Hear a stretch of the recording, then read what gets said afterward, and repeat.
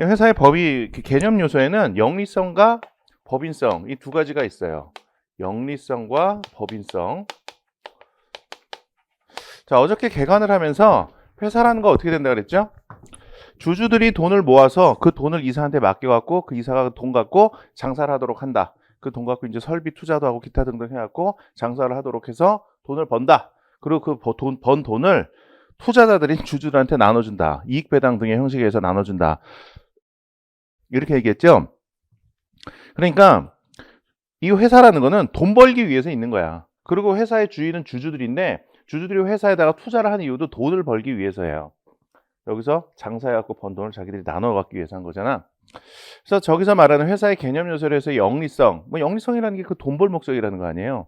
그 영리성이라는 거는 이렇게 돼요. 회사가 대외적인 거래 관계에 의해서 돈을 벌 목적이 우선 있어야 돼. 그리고 거기에 더해서 대외적인 영업 거래에서 번 돈을 투자자들인 주주들한테 배분할 목적까지도 있어야 돼요. 그러니까 여기서 말하는 영리성은 두 가지로 구성이 된다는 거죠. 첫 번째로 이윤 획득의 목적.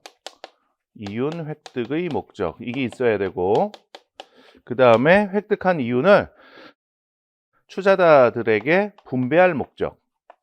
이 두 가지가 있어야 된다는 거예요.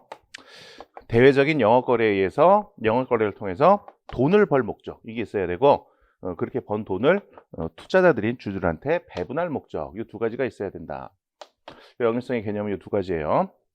이걸 왜 이렇게 강조를 하냐면 우리 영리성이라는 개념은 사실 상법 총칙에서 상인의 개념을 설명할 때 한 번 또 나와요.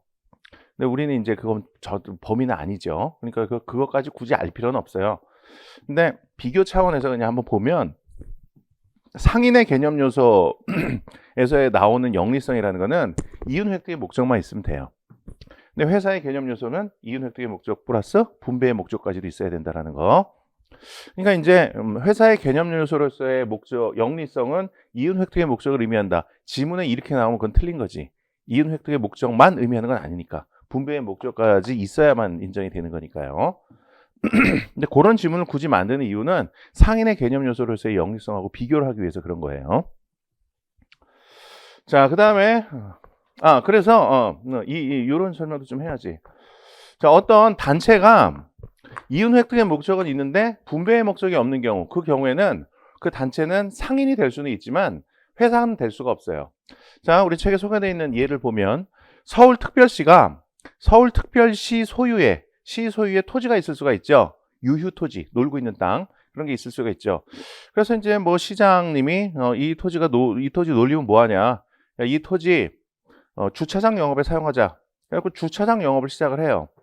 그러면은 돈 받고 주차시켜 주는 거야. 그러니까 일종의 장사를 하는 거죠. 서울시가. 장사를 한다라고 하면 서울시가 상인이 되는 거예요. 그래서 서울시가 그 주차장 영업을 하는 것과 관련해서는 상법이 적용이 돼요.